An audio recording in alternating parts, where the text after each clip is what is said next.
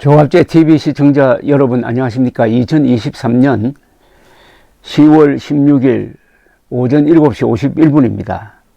김기현 국민의힘 원내대표는 어제 의원총회에서 이런 이야기를 했습니다. 총선에서 지면 정계 은퇴하겠다, 그런 각오로 위기를 돌파하겠다는 의지를 밝혔습니다. 그러나 감사원장 출신인 최재형 의원은 대표 사퇴를 요구했다고 합니다. 최재형 의원의 평소 성격이나 인품에 비춰서 상당히 강경한 발언을 한 것으로 보입니다. 그만큼 위기의식, 특히 수도권 의원으로서 위기의식을 많이 느끼고 있다는 것 아니겠습니까? 그런데 이 총선에서 지면 은퇴라는 말을 둘러싸고 또 논란이 이어지고 있습니다. 그런데 이 총선에서 진다는 말은 시가 될 수가 있습니다. 마치 진다는 걸 전제로 해가지고 사고하는 게 아닌가 생각되는 용어 선택입니다. 패배주의적 발상이란 이야기죠. 총선에서 진 후엔 김기현 대표의 정계 은퇴는 문제가 아닐 것입니다. 대한민국 체제의 은퇴가 문제가 될 겁니다. 총선에 지면 은퇴하겠다는 자세에는 오히려 절박성이 없습니다. 이를 통하여 판사 출신 김기현 대표의 정치인으로서의 한계를 느끼게 만듭니다. 정치적 상상력이 부족하다는 거죠. 정치를 법관적 관점에서 수동적으로 또는 규격적으로 하면은 재미가 없습니다. 정치에서 재미가 없으면은 국민과 언론의 관심에서 멀어져 버립니다. 이준석 전 대표가 기자들을 몰고 다니는 것은 정치적 상상력을 절묘하게 표현하는 국어 실력 덕분입니다. 윤석열 대통령도 정치적 상상력이 부족한 편입니다. 그런 두 사람이 이 정권의 수뇌부에 있다는데 문제가 있어 보입니다.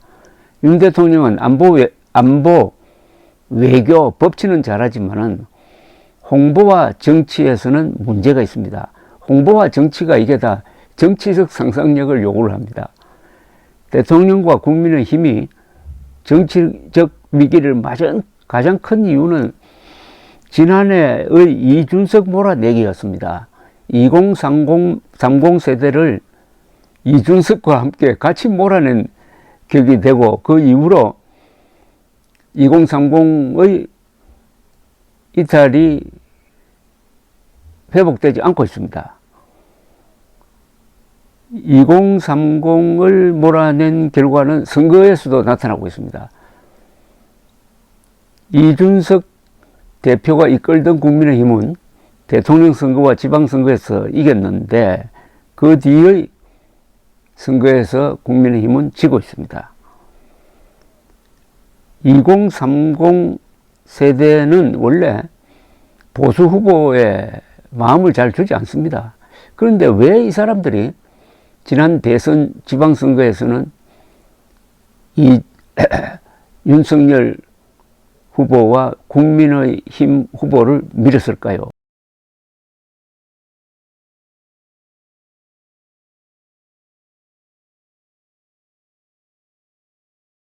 저는 2021년 30대 이준석을 대표로 선출한 국민의힘 전당대회 덕분이라고 생각합니다.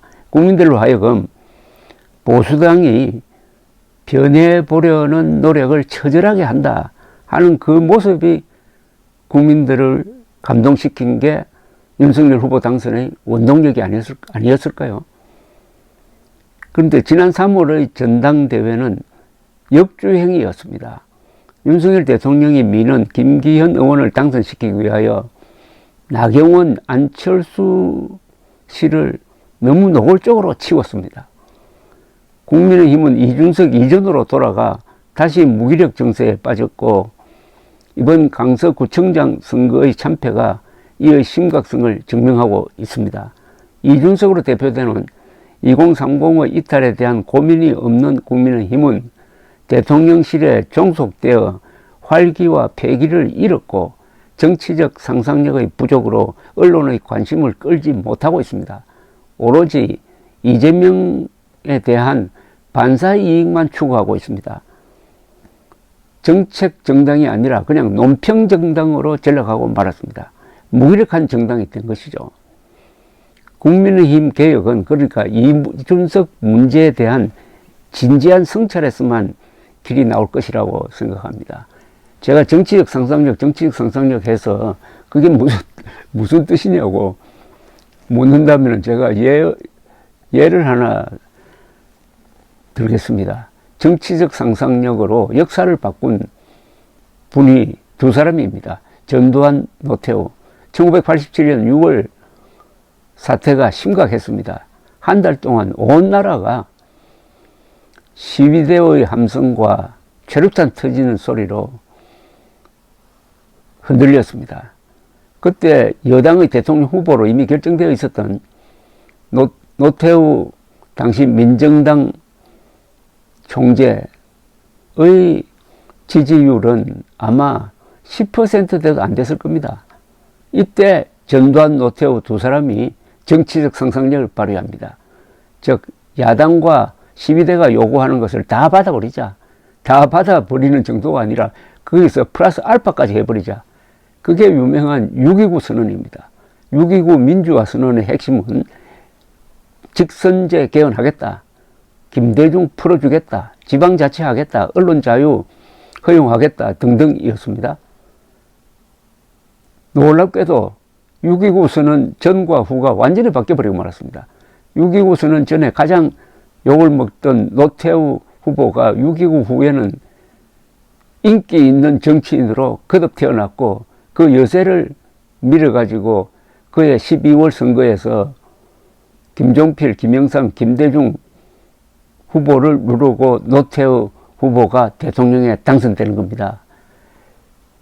그리고 한국의 민주화가 군부 세력과 시민 세력의 정면 충돌로 가는 것 같더니 갑자기 한덩어리가 되고 말았습니다. 그리하여 한국의 민주화는 평화적으로 이루어지게 되었습니다. 그리고 그 다음 해에 서울올림픽이 축복 속에서 이루어졌고 그 서울올림픽을 준비하는 과정에서 우리가 구축한 외교 인프라를 통해서 북방정책을 노태우 정부가 펴고 그래서 중국과도 수교하고 소련과도 수교하고 나중에는 베트남과도 수교해가지고 한국인의 활동 공간을 세계적으로 펼친 이게 바로 6.29 선언이라는 정치적 상상력에서 나온 겁니다.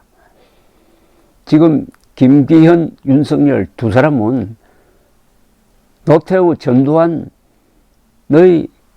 정치적 상상력 6.29 선언 말로서 역사를 바꾼 거 생각으로서 역사를 바꾼 그 사례를 한번 깊게 들여다 보시고 이 순간 뭘 해야 될지를 한번 생각해 보시기 바랍니다.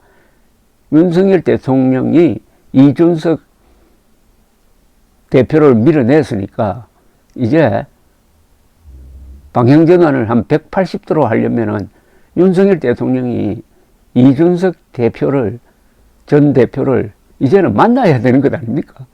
거기서부터 어떤 돌파구가 나올 것 같은 예감이 저의 정치적 상상력입니다. 감사합니다.